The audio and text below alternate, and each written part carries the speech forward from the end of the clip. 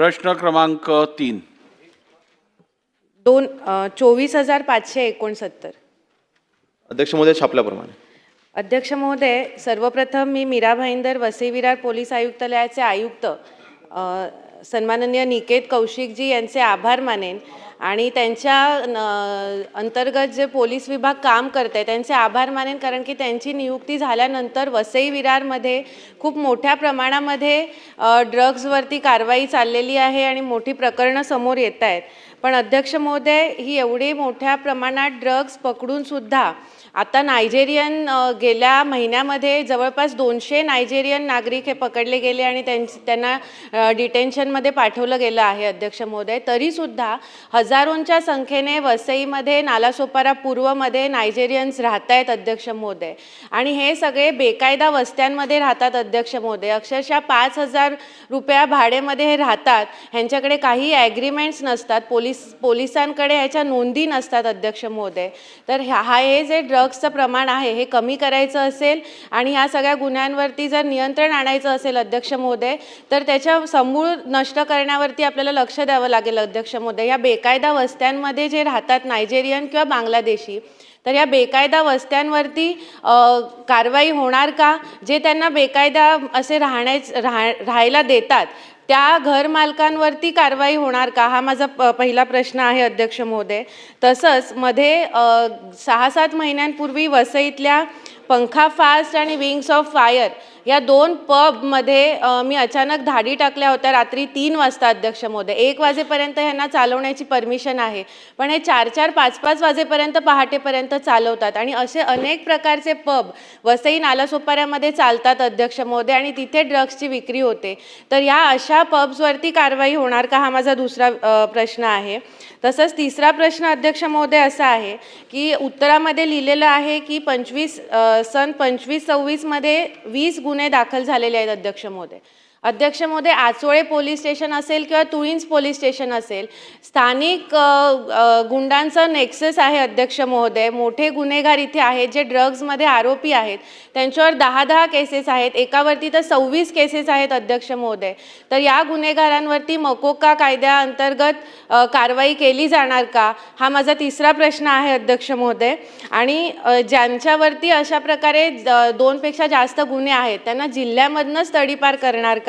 हा माझा प्रश्न आहे. आणि जे आम्ही पोलिसांना माहिती दिलेली आहे अध्यक्ष महोदय, जिथे बांगलादेशी नायजेरियन राहतात, वसईतील कोळीवाडा, एकचोटीगाव, पाचू बंदर असेल, गासमधील टाकीपाडा असेल, नालासोपाऱ्यातलं प्रगतीनगर, नालासोपारा पश्चिमेचं हनुमान नगर, तर इथे कॉम्बिंग ऑपरेशन्स घेऊन कारवाई करणार का? अध्यक्ष महोदय, असे माझे स्पेसिफिक प्रश्न आहेत. धन्यवाद.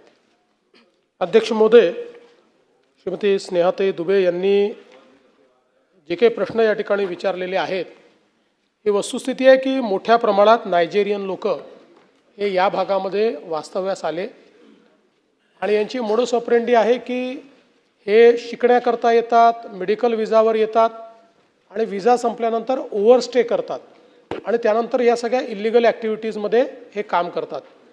आणि दुसरं एक नंतर आपल्या लक्षात हे देखील आलं की जाणीवपूर्वक हे एखादी केस आपल्यावर लावून घेतात. ती केस लागल्यामुळे जोपर्यंत ती केस संपत नाही तोपर्यंत त्यांचं डिपोर्टेशन आपल्याला करता येत नाही. तर ही सगळी मोडस ऑपरेंडी समजून पोलिसांनी याच्यावर मोठ्या प्रमाणात कारवाई केली. या कारवाईमध्ये 68 नायजेरियन नागरिक हे आपण डिपोर्ट केलेले आहेत.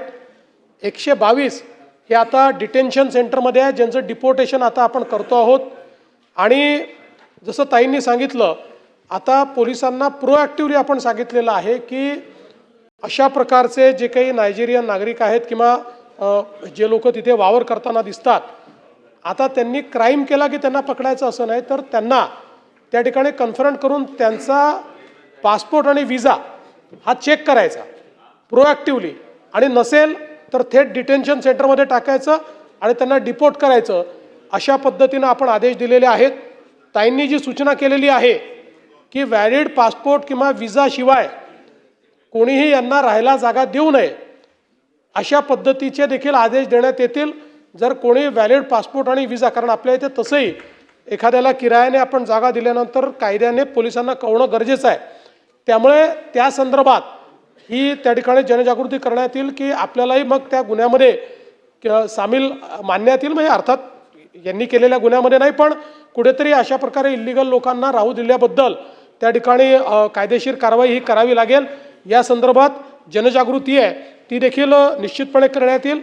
तिसरी गोष्ट, एक अजून आमचा प्रयत्न आहे की मुंबईमध्ये लोक येतात, आल्यानंतर त्यांच्या विजाच्या तारखा ज्या असतात या सगळ्याची नोंद ही इमिग्रेशनमध्ये असते. आणि म्हणून मी पोलीस विभागाला सांगितलेलं आहे की इमिग्रेशनची एक आपली डायनामिक व्यवस्था अशी तयार करा की ज्यातनं आलेल्या लोकांचा विजा कधी संपतो आहे आणि ते परत गेले आहेत की नाही या संदर्भातली सगळी माहिती ही आपल्याला मिळाली पाहिजे. त्या माहितीच्या आधारावर आपल्याला अशी माणसं हुडकून काढता येतील की ज्यांनी ओव्हरस्टे केलेला आहे, विजा संपलेला आहे आणि तरी ते या ठिकाणी राहत आहेत आणि त्यांना त्या ठिकाणी आपल्याला डिपोर्ट करता येईल. तिसरं, ताईंनी जो एक आपल्याला प्रश्न विचारला की अशा पद्धतीच्या केसेसमध्ये तुम्ही मकोका लावता का, तर आपण तो मकोका लावणं सुरू केलेलं आहे आणि याही आयुक्तालयाला सूचना देण्यात येतील की मकोकामध्ये ज्यांचे केसेस फिट होतात, वारंवार गुन्हे करणारे, त्यांच्यावर मकोका लावण्यात येईल. तडीपारीत ज्यांचे गुन्हे फिट होतात त्यांना तडीपार करण्यात येईल. या संदर्भात कडक कारवाईचे आदेश हे आपण निश्चितपणे देऊ. आणि तिसरं, त्यांनी जो विषय सांगितला की त्यांनी काही ठिकाणी रेड केले आणि उशिरापर्यंत पब त्या ठिकाणी चालू होते, या संदर्भात आपण एक सुधारणा आणतो आहोत लायसन्समध्ये की एक विविक्षित वेळा लायसन्सचं उल्लंघन झालं तर लायसन्स आता आपण सस्पेंड करतो, तो सस्पेंड न करता वारंवार उल्लंघन करणाऱ्यांचा लायसन्स हा परमनंट कॅन्सल करायचा, या संदर्भातले कमेंटमेंट आपण आणतो.